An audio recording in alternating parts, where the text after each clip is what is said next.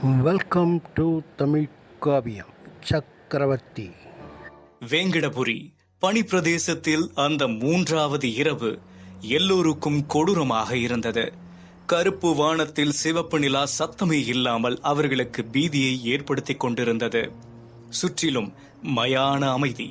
சிவப்பு நிலா வெளிச்சம் பனிக்கட்டிகளில் பட அது ரத்தம் வழிவது போன்ற பிரம்மையை கொடுத்தது. கண்ணுக்கு எட்டிய தூரம் முழுவதும் பனிமலைகளால் சூழப்பட்ட அந்த இடத்தில் மூச்சு காற்று சத்தம் மட்டும் அதிகமாக கேட்டது. பனிமலை குளிரை தாங்கும் கரடி முடிகளால் செய்த ஆடைகளையும் ஆட்டுத் தோள்களில் செய்த காலணிகளையும் மாட்டிக்கொண்டு கையில் தீப்பந்தங்களோடு அரிக்கேன் விளக்குகளோடு போர் வீரர்கள் வட்டமான வடிவில் காவல் காப்பது போல நின்று கொண்டிருந்தார்கள். அவர்களுக்கு நடுவே பனிமலையில் வாழும் பனைமரத்தின் இலைகளை கொண்டு எதையோ மூடியிருந்தார்கள். மன்னருக்கு தகவல் சொல்றதுக்கு ஆள் அனுப்பியாச்சுல்ல? பின்னால் இருந்த தளபதி கருடகிரியின் குரல் கேட்டு ஒரு போர் வீரன் திரும்பி பேசினான். அனுப்பியாச்சு தளபதி. இந்த நேரத்துக்கு செய்தி சொல்றவரு மன்னர் இந்த மலைக்கே போயிருப்பாரு என்றான் அந்த போர் வீரன். இவரின் குரலிலும் ஏதோ சொல்ல முடியாத ஒரு துயரம் மறைந்திருந்தது போலவே இருந்தது. கொட்டும் பணியிலும் ஓநாய்களின் ஊளைகளுக்கு நடுவிலும் கனமான இதயத்தோடு எல்லோரும் அசையாமல் நின்று கொண்டிருந்தார்கள். பனிக்கட்டியின் குளிர் அவர்களை மறுத்து போக செய்தாலும் யாரிடமும் அதற்கான உணர்ச்சிகள் தெரியவில்லை. தளபதியின் கண்ணில் கண்ணீர் தேங்கி இருந்தது. ஆனால் வீரர்கள் முன் காட்டிக்கொள்ளவில்லை. மன்னர் வந்துட்டாரு என்று போர் வீரன் சொல்ல எல்லோரும் திரும்பி பனிமலையின் அடிவாரத்தை நோக்கி பார்த்தார்கள். கொஞ்ச நேரத்தில் தூரத்தில் இருந்து 8 மாமிச குதிரைகள் பூட்டிய வண்டி ஆக்ரோஷமான வேகத்தில் அவர்களை பார்த்து வந்து கொண்டிருந்தது. அந்த வண்டிகளுக்கு பின்னால் சில வீரர்கள் சாதாரண குதிரைகளில் தீப்பந்தங்களை ஏந்தியபடி பூகம்பம் வருவது போன்ற சத்தத்துடன் வந்து கொண்டிருந்தார்கள். மன்னரின் வருகையை பார்த்து வானம் முழுவதும் கருமேகங்கள் சூழ்ந்து இடி முழக்கத்தை ஏற்படுத்தியது. கொடூரமான பற்களும் நெற்றியில் கூர்மையான கொம்புகளுடனும் மூச்சு வாங்க வேகமாக ஓடி வந்த மாமிச குதிரைகள் நேராக தளபதி இருந்த இடத்தின் முன்பாக வந்து நின்றது. மேகங்கள் உரசி சடசடவென மழை பெய்ய தொடங்கியது. யாருடைய முகத்திலும் சிறிய அசைவும் இன்றி அமைதியாக நின்றிருந்தார்கள். 2 போர் வீரர்கள் பனை ஓலைகளை எடுத்து வந்து குடை போல் பிடிக்க வண்டியிலிருந்து ஒரு பெரிய உருவம் பனிமண்ணில் கால்களை வைத்தது. கண்கள் தீப்பிழம்பாய் எரிய, முகத்தில் ஏமாற்றம் சோகமும் நிறைந்திருந்தது. ஒரே நேரத்தில் 10 பேரை தூக்கி எறியக்கூடிய உடம்பு வலுவிழந்தது போல வண்டியை விட்டு இறங்கியது. மன்னரின் முன்னால் வந்து சோகமாக நின்ற தளபதி, என்னை மன்னித்து விடுங்கள் அரசே, என் கண்களையே என்னால் நம்ப முடியவில்லை. கனத்த இதயத்துடனே இதை காட்டுகிறேன் என்று சொல்லி கண்களில் கண்ணீருடன் கையில் இருந்த ஒரு சங்கிலியை எடுத்து மன்னர் அரிமா நெடுங்கோவனிடம் காட்டினார். அப்பா, இது நான் போருக்கு ஜெயித்ததற்காக முதலாக நீங்கள் கொடுத்த நினைவு பரிசு. இது என்னுடைய கழுத்தில இருந்து இறங்கியிருந்தால் என் மூச்சு நின்று போச்சு என்று அர்த்தம் என்று அந்த சங்கிலியை தன் மகனுக்கு போடும்போது அவன் சொன்னதை நினைத்து கண் கலங்கினார் நெடுங்கோவன். மன்னர் அரிமா நெடுங்கோவன் மெதுவாக போர் வீரர்கள் காவலாக நின்று கொண்டிருந்த அந்த இடத்திற்கு வந்தார். சிவப்பு நிலா கார்மேகங்களுக்குள் தொலைந்து போனது. பேய் மழை சடசடையாக ஒவ்வொருவரின் முகத்தில் ஓங்கி அடித்துக் கொண்டிருந்தது. போர் வீரர்கள் எல்லோரும் மயான அமைதியில் தங்களுடைய உணர்ச்சிகளை கட்டுப்படுத்திக் கொண்டு நின்று கொண்டிருந்தார்கள்.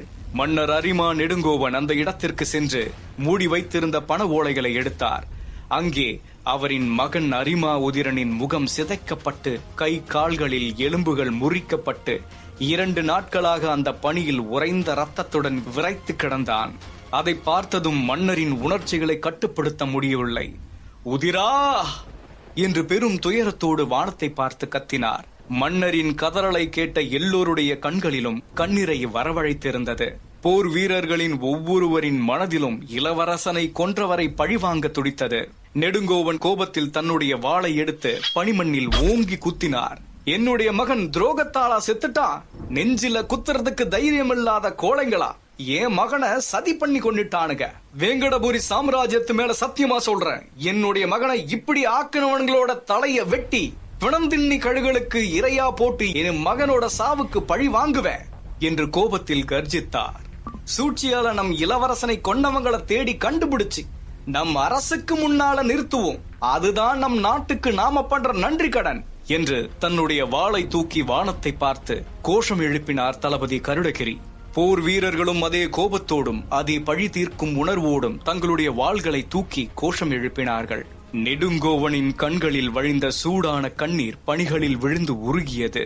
மகனை இழந்த வழியில் பித்து பிடித்தவராய் அங்கும் இங்கும் நடந்து கொண்டிருந்தார். தளபதி மெதுவாக அவரிடம் வந்து, அரசே, நம் இளவரசர் 2 நாளா பணியிலேயே கிடந்து விரைச்சு போயிருக்காரு. அவரோட ஆன்மா நிம்மதி இல்லாம நம்மளோட தான் சுத்தி சுத்தி வந்துகிட்டு இருக்கு. முதல்ல நம் இளவரசருக்கு பண்ண வேண்டிய சடங்குகளை எல்லாம் பண்ணணும். நீங்க அனுமதி கொடுத்தீங்கன்னா என்று சொல்லி பாதி வார்த்தையை முழுங்கினார் தளபதி. மன்னர் கண்களில் தேங்கிய கண்ணீருடன் தலையை மட்டும் ஆட்டினார். தளபதியின் கட்டளையின் பேரில் சில போர் வீரர்கள் ஓடிச் சென்று மாமிச குதிரைகள் வண்டியிலிருந்து புனிதமான சவப்பெட்டியை எடுத்துக்கொண்டு வந்தார்கள்.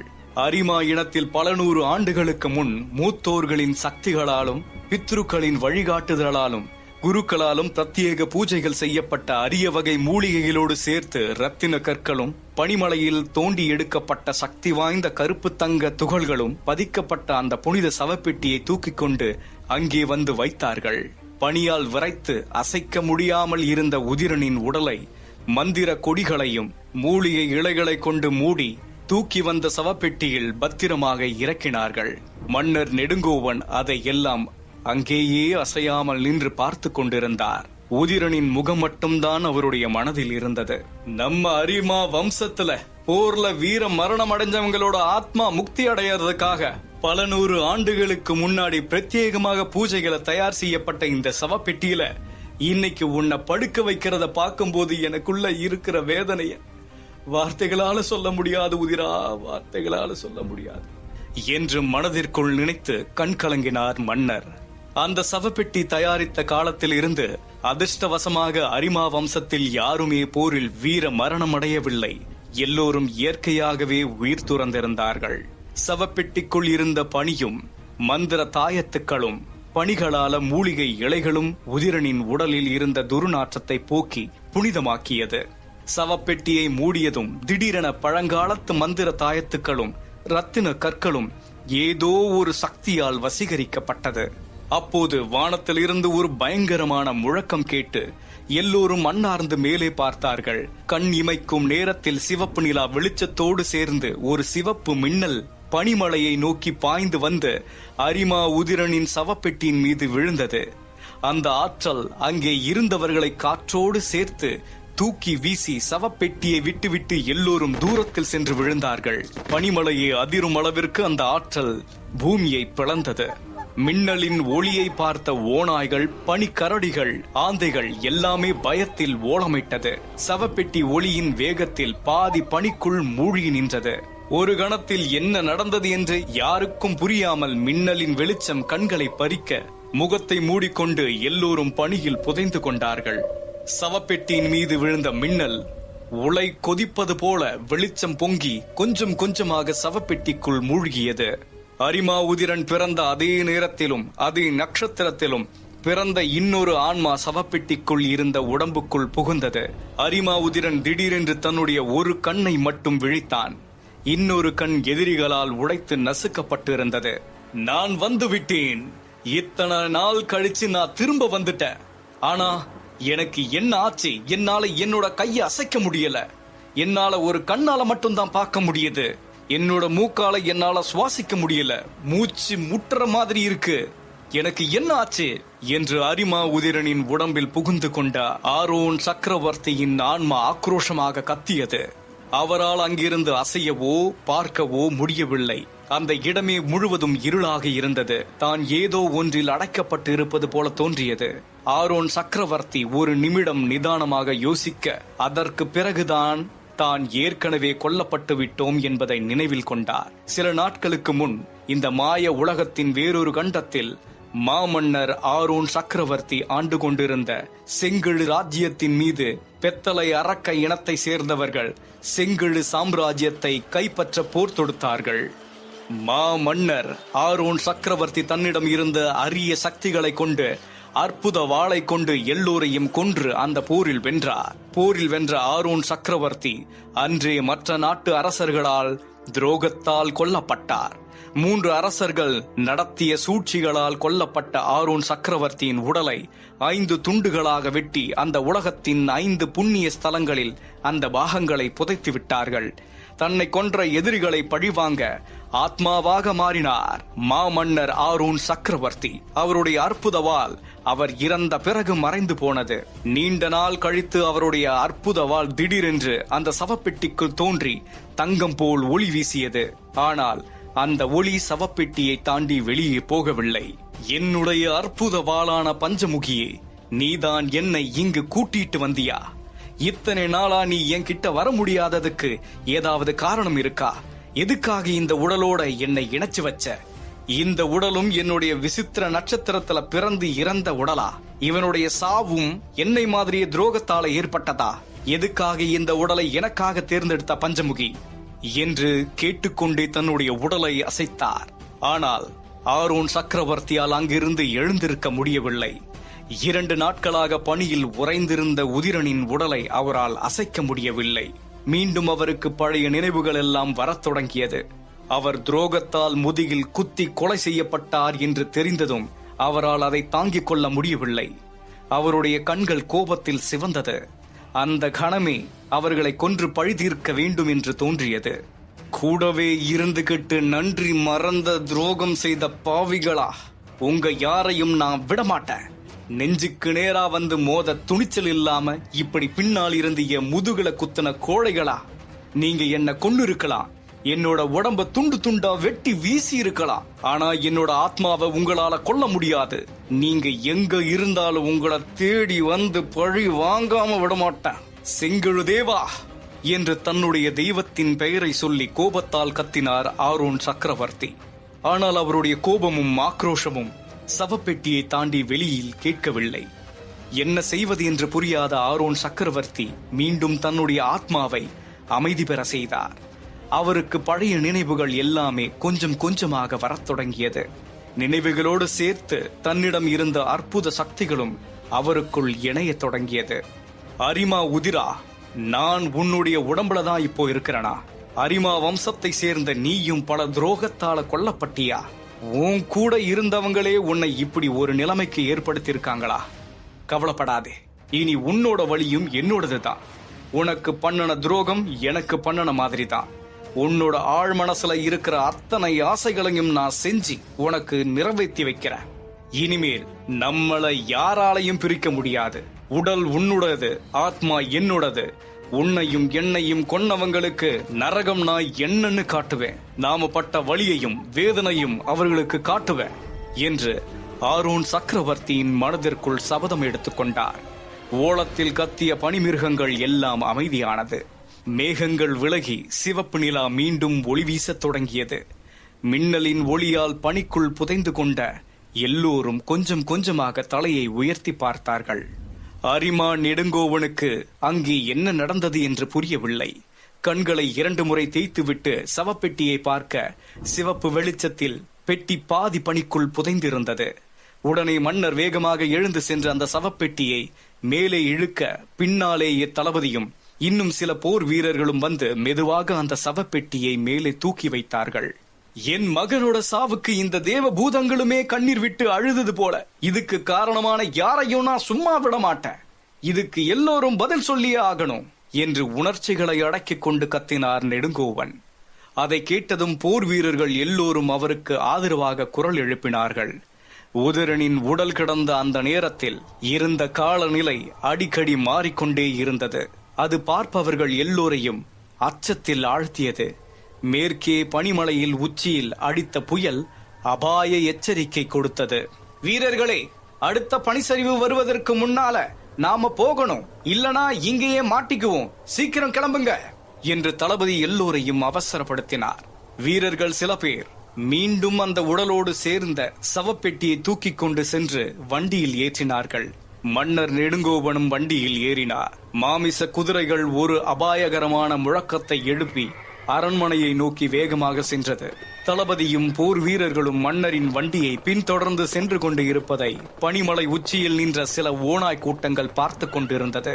வேங்கடபுரி நாட்டில் கலைகளில் சிறந்து விளங்கிய நிபுணர்கள் மந்திர சக்திகளை 5 நிலைகளாக பயன்படுத்தி வந்தார்கள். ஒவ்வொரு நிலையிலும் 9 பகுதிகளாக பிரிக்கப்பட்டிருந்தது. முதல் நிலை உடம்பில் உள்ள இரத்த நாளங்களையும் நரம்பு மண்டலத்தையும் பலப்படுத்தக்கூடியது. இந்த மந்திர சக்தியை பெற இதில் இருக்கும் 9 பகுதிகளையும் பயிற்சி செய்து முடிக்க வேண்டும். அதற்கு பிறகே 2ஆம் நிலைக்கு செல்ல முடியும். ஒரு மனிதன் முதல் நிலையில் உள்ள 9 பகுதிகளையும் முடிக்கும் போது அவனுடைய சக்திகள் முழுமை பெற்று பலமாவான். அதற்கு பிறகு அவன் 2ஆம் நிலைக்கு செல்ல தகுதி பெறுவான். ஆனால் அது கடுமையான பயிற்சியின் மூலமாகவே பெற முடியும். உடலையும் மனதையும் ஒருமித்த நேர்கோட்டில் சமமாக வைத்திருப்பவனாலேயே இந்த மாதிரியான நிலையை கடக்க முடியும். இதே போல அந்த 5 நிலைகளிலும் ஒவ்வொரு நிலைக்கு எவ்வாறு மனிதனின் உடல் இருக்கும் ஒரு அங்கத்துடன் அது ஒத்துப்போகும். அரிமா உதிரன் இறப்பதற்கு முன் கடுமையான பயிற்சிகளை செய்து 2 நிலைகளை கடந்து 3வது நிலையில் இருந்தான். உதிரனின் உடலுக்கு தன்னுடைய 1000 நிலைகளை தாங்கக்கூடிய சக்தி இல்லை என்பது ஆரோன் சக்கரவர்த்தி புரிந்து கொண்டார். ஆரோன் சக்கரவர்த்திக்கு தனக்குள் இருக்கும் சக்திகளை எல்லாம் நினைவுக்கு கொண்டு வந்தார். ஆத்மா எவ்வளவு பலமாக இருந்தாலும் உடல் ஒத்துழைக்கவில்லை என்றால் அதனால் எதுவும் செய்ய முடியாது. இப்போது மாமன்னர் அந்த மாதிரியான நிலையில்தான் இருந்தார். உதிரா, உன்னுடைய உடலை இப்படி சித்திரவதை பண்ணவங்களை என்னால பழி தீர்க்க முடியும். ஆனா உன்னோட இந்த அசைய முடியாத உடலை வச்சுக்கிட்டு நான் என்ன பண்ண முடியும்? உங்களோட மந்திர சக்திகளை எப்படி செயல்படுத்துவீங்கன்னு தெரிஞ்சா அதுக்கு ஏத்த மாதிரியான மந்திரங்களை நான் பயன்படுத்துவேன். உன்னோட உடல்வாகு எப்படி இருக்குன்னு தெரியாம, உன்னோட உடம்புல இருக்க காந்த சக்திகள் என்னன்னு தெரியாம உன்னை குணப்படுத்துறது என்னால முடியாத காரியம். அதோட உன்னோட உடம்பு ஒத்துழைக்காம என்னால எதுவும் பண்ண முடியாது உதிரா. இப்படியே இருந்தா நான் உனக்குள்ள இருந்து எப்படி வெளியில வர்றது என்று ஒன்றும் புரியாமல் ஆரோன் சக்கரவர்த்தி ஏதோ சிந்தனையில் புலம்பிக் கொண்டிருந்தார். அப்போது அந்த சவப்பெட்டியில் இருந்த சில மந்திர கற்களையும் நவரத்தினங்களையும் தன்னுடைய ஒற்றை கண்களால் பார்த்தார். அதுவும் இல்லாமல் அந்த உடலை சுற்றி இருந்த மந்திர கொடியும் மூலிகை இலைகளும் ஒரு சக்தி வாய்ந்த அற்புதங்கள் நிறைந்தது என்று ஆரோன் சக்கரவர்த்திக்கு புரிந்தது. அதை பார்த்ததும் மன்னர் பயங்கரமான உற்சாகம் அடைந்தார். உதிரா, நான் ஒரு வழியை கண்டுபிடிச்சிட்டேன். அதுதான் உன்னுடைய உடம்ப குணப்படுத்த போது. சீக்கிரமே நாம இந்த உடல்ல இருந்து வெளியே போயிடலாம். மறுபடியும் நீ உன்னோட உலகத்தை பார்க்கறதுக்கு தயாராகிரு என்று ஆரோன் சக்கரவர்த்தி பயங்கரமாக சிரித்துக் கொண்டே சொன்னார். அதிகாலை விடியலை எதிர்நோக்கி இருந்த வானத்தில் இன்னும் பயங்கரமான இடியும் மின்னலும் அந்த சவப்பெட்டியின் பின் தொடர்ந்து கொண்டே வந்தது. வீரர்கள் ஓட்டி வந்த சாதாரண இனத்தை சேர்ந்த குதிரைகள் இடி முழக்கத்தில் பயந்து பயந்து வந்து கொண்டிருந்தது. மன்னர் அரிமா நெடுங்கோவன் ஒவ்வொரு இடி மின்னலுக்கும் பின்னால் திரும்பி சவப்பெட்டியை பார்த்து கொண்டே வந்தார். மாமிச குதிரைகள் வேங்கடபுரி மாளிகையை நோக்கி நகர்ந்து கொண்டிருந்தது. அந்த வண்டிக்கு பின்னால் தளபதியும் போர் வீரர்களும் பின்தொடர்ந்து வந்து கொண்டிருந்தார்கள். அந்த நேரத்தில் வானத்தில் இருந்து ஒரு வால் நட்சத்திரம் பறந்து வந்து மன்னரின் வண்டிக்கு முன்னால் மறைந்தது. எதிரே செல்லும் போது வால் நட்சத்திரம் பறந்தால் கெட்ட சகுனம் என்று அவர்கள் நாட்டு விதிமுறையில் இருந்தது. தளபதி கொஞ்சம் முன்னால் வந்து மன்னரிடம் பேசினார். மன்னா, வால் நட்சத்திரம் நமக்கு எதிரே மறையிறத பார்த்தா இதோ நல்ல சகுனம் மாதிரி தெரியலையே. நாம வேணா கொஞ்ச நேரம் பொறுத்திருந்து பார்த்துட்டு போகலாமா என்று கேட்டார் தளபதி கருடகிரி. இதுவரைக்கும் நடந்ததை தாண்டி வேற என்ன நடக்க போகுது? அப்படி யாராவது வந்தாங்கன்னா அவங்கள வரவேற்கிறதுக்கு நான் ஆவலா காத்துக்கிட்டு இருக்கேன். ஏன் உங்களுக்கு அந்த ஆர்வம் இல்லையா என்று கேட்டார் மன்னர் நெடுங்கோவன். அதை கேட்டதும் தளபதி எதுவும் பேசாமல் அவரையே பார்த்து கொண்டிருந்தார். அவருடைய கண்களில் பொறுமை இருந்தாலும் அவருக்குள் எரிந்து கொண்டிருந்த நெருப்பு இன்னமும் அடங்கவில்லை. என்ன நடக்குமோ நடக்கட்டும். என்னோட மகன் அடக்கம் செய்யறதுக்கு முன்னால எது வந்தாலும் நான் வெட்டி வீசிட்டு போயிட்டே இருப்பேன் என்று உறுதியாக சொன்னார் மன்னர் நெடுங்கோவன். அதை கேட்டுக்கொண்டே தளபதி எதுவும் பேசாமல் அவர் பின் தொடர்ந்து சென்று கொண்டிருந்தார். இருந்தாலும் அவருடைய பார்வை சுற்றிலும் நோட்டம் விட்டுக் கொண்டே இருந்தது. போர் வீரர்களிடம் எதற்கும் தயாராக இருக்கும்படி சைகை செய்துவிட்டு முன்னோக்கி நகர்ந்து கொண்டே இருந்தார். ஆரோன் சக்கரவர்த்தி தன்னிடம் இருந்த சக்திகளை எல்லாம் கண்களை மூடி ஒரே நேர்கோட்டில் கொண்டு வர முயற்சி செய்து கொண்டிருந்தார். தன்னுடைய ஆன்மீக சக்திகளின் மூலமாக அற்புத வாளையும் ஆத்மாவின் சக்தியையும் ஒன்றாக இணைக்க நினைத்தார். ஆனால் அது கடைசியில் முடியாமல் போனது. அற்புத வாளை இணைக்க ஆத்மாவுடன் சேர்ந்து அந்த உடலின் சக்திகளும் ஒரே நிலையில் இருக்க வேண்டும். ஆரோன் சக்கரவர்த்தியின் 1000 நிலைகளோடு அரிமா உதிரனின் 3 நிலைகள் ஒத்துப்போகவில்லை. உதிரனின் உடலை சரி செய்யாமல் தன்னால் எதுவும் செய்ய முடியாது என்று மன்னர் புரிந்து கொண்டார். உதிரா, உன்னுடைய உடம்பை நான் குணப்படுத்தினாதான் என்னால என்னோட சக்திகளையும் அற்புத வாளோட ஆற்றலையும் உனக்கு கொண்டு வர முடியும். அதுக்கு நான் உன்னை குணப்படுத்தணும். முதல்ல உடைஞ்சு போன உன்னுடைய கை கால்கள்ல இருந்து நான் ஆரம்பிக்கிறேன் என்று சொல்லிய ஆரோன் அந்த சவப்பெட்டியில் இருக்கும் மூலிகை இலைகளின் மூலமாக பனியில் விரைத்து இருந்த அவனுடைய உடலை இலகுவாக்கினார் மாமன்னர். அதன் பிறகு தனக்குள் இருக்கும் ஆன்மீக சக்தியை பயன்படுத்தி குண்டலினி யோகம் மூலமாக உடம்பில் இருக்கும் 7 சக்கரங்களையும் ஒன்றிணைத்து உடலில் காந்த அதிர்வுகளை ஏற்படுத்தினார். இதன் மூலமாக உடம்பில் இருக்கும் உறுப்புகளை மீண்டும் மறுசீரமைக்க முடியும் என்று மாமன்னர் நினைத்தார். அதை ஆரம்பித்த கொஞ்ச நேரத்திலேயே உதிரனின் உடம்பில் இரத்தமும் சதையும் உண்டாவதை அவரால் உணர முடிந்தது. மேலும் அந்த சவப்பெட்டியில் இருந்த பூஜைகள் செய்த ரத்தின கற்களும் புனிதமான தங்க துகள்களும் உடலை சீரமைப்பதற்கு பெரிதும் உதவியாக இருந்தது. அரிமா நெடுங்கோவன், உங்களுடைய இந்த புனிதமான சவப்பெட்டி அருமையா இருக்குது. இந்த அருமையான சவப்பெட்டிக்கும் உங்களோட மகனின் உடம்புக்கும் நான் தரப்போகிற பரிசு இன்னும் கொஞ்ச நேரத்துல உங்க முன்னால வந்து நிற்கும். அதுவரைக்கும் கொஞ்சம் பொறுத்திருங்க என்று சொன்னார் ஆரோன் சக்கரவர்த்தி. மேலும் தன்னுடைய ஆன்மீக ஆற்றலை கொண்டு நடத்தப்பட்ட யாகத்தில் அந்த சவப்பெட்டியில் கட்டப்பட்டிருந்த மந்திர கொடியும் மூலிகை இலைகளும் நேர்வினையாக செயல்பட்டு முதலில் உதிரனின் இரத்தத்தையும் சதையையும் சுத்திகரித்தது. அதனால் அவருடைய உடம்பில் நரம்புகளும் எலும்புகளும் உருவாக ஆரம்பித்தது. உதிரனின் கால்களிலும் கைகளிலும் அசைவுகள் தெரிய ஆரம்பித்தது. உதிரா, அடுத்தது உன் மேல செய்யப்படுத்த போற யோக முறை ஆன்மீக பயிற்சினால உன்னோட உடம்பெல்லாம் வலிக்க ஆரம்பிக்கும். கொஞ்சம் தாங்கிக்கோ. பெரிய பெரிய துரோகிகளையும் ஏமாற்றங்களையும் தாங்கின நமக்கு இதெல்லாம் ஒரு வழியா தெரியாது என்று சொன்னார் மாமன்னர். அதன் பிறகு மெதுவாக குண்டலினி முறையால் உதிரனின் உடம்பில் மெதுவாக தன்னுடைய ஆன்மீக ஆற்றலை செலுத்தியதால் அவரின் உடம்பில் உறுப்புகள் எல்லாம் வழியில் துடிக்க தொடங்கியது. இந்த செயல்முறையை செய்து முடிப்பதற்கு 5 மணி நேரத்திற்கு மேல் ஆனது. இந்த செயல்முறையினால் உதிரனின் எலும்புகளும் நரம்பு மண்டலங்களும் மட்டுமே உருவாகியிருந்தது. பொழுது விழிந்து கொண்டிருந்தது. சிவப்பு நிலா கொஞ்சம் கொஞ்சமாக மங்கி விடியலை நோக்கி வழிவிட்டது. நீண்ட நேர பயணத்திற்கு பிறகு மன்னர் அரிமா நெடுங்கோவனின் ராட்சச வண்டி வேங்கடபுரி நாட்டின் எல்லைக்குள் வந்தது. தளபதி கருடகிரியும் மற்ற போர் வீரர்களும் மன்னரையும் இளவரசனின் உடலையும் பாதுகாப்பாக அழைத்துக் கொண்டு வந்தார்கள். வழக்கமாக மன்னர் வரும்போது குனிந்து அவரை வணங்கும் காவலாளிகள் எல்லோரும் அன்று மன்னர் வருவதை கண்டுகொள்ளாமல் அவரவர்கள் வேலையை பார்த்து கொண்டிருந்தார்கள். அவர்களின் பார்வையில் ஒரு வஞ்சகம் நிறைந்திருந்தது. பாதுகாப்பு காவலர்களின் நடவடிக்கையில் பெரிய மாற்றத்தை கண்டார் தளபதி கருடகிரி.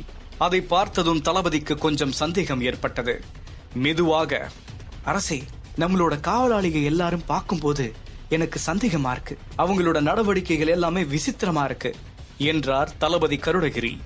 நமக்கு ஏற்பட்ட துரோகத்திற்கு நம் நாட்டு மக்களையே நாம சந்தேகப்படக்கூடாது தளபதி. அதிலும் நம் அரண்மனை காவலாளிகள் எல்லோரும் ரொம்ப விசுவாசமானவங்க. இந்த மாமிச குதிரை வண்டி நான் இல்லாமலேயே நிறைய தடவை இந்த அரண்மனை ரோட்ல போயிட்டு வந்துட்டு இருக்காங்க. அதனால நான் இல்லைன்னு நினைச்சு அவங்க அந்த மாதிரி நடந்திருக்கலாம். நீங்க அத பெருசா எடுத்துக்காதீங்க தளபதி என்றார் மன்னர் நெடுங்கோவன். ஆனால் தளபதிக்கு இன்னும் சந்தேகம் தீரவில்லை. வண்டியில் மன்னர் இருப்பதை தெரியவில்லை என்றாலும் ஒரு படை தளபதிக்கு தர வேண்டிய மரியாதையை கூட அந்த காவலாளிகள் கொடுப்பதற்கு மறுத்துவிட்டார்கள். திரைச்சீலைகளால் மூடப்பட்ட வண்டியில் உட்கார்ந்து கொண்டு வரும் மன்னருக்கு இவர்களின் பார்வைக்கான நோக்கத்தை பார்க்க முடியவில்லை. ஆனால் தளபதி எல்லாவற்றையும் கவனித்துக் கொண்டு வந்தார். தளபதி கருடகிரி சுற்றிலும் நோட்டம் விட்டுக் கொண்டு மெதுவாக தன்னுடைய குதிரையை ஓட்டிக்கொண்டு சென்றார்.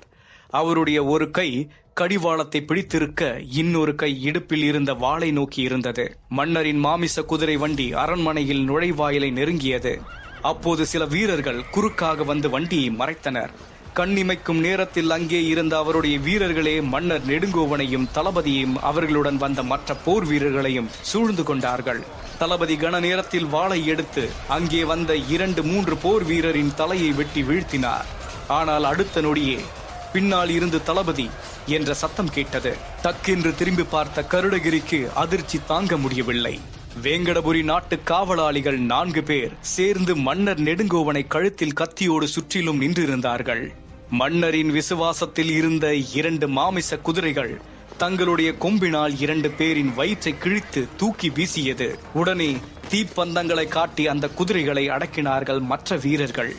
மன்னரின் வீரத்தையும் வேகத்தையும் புரிந்து கொண்ட அவர்கள் கழுத்தில் ஒரு கத்தியையும் இடுப்பிலும் மார்பிலும் என உடம்பில் 4 இடங்களில் தங்களுடைய கத்திகளை பதித்திருந்தார்கள். மன்னர் அரிமா நெடுங்கோவனின் கண்கள் ஏற்கனவே கோபத்தில் சிவந்திருந்தது.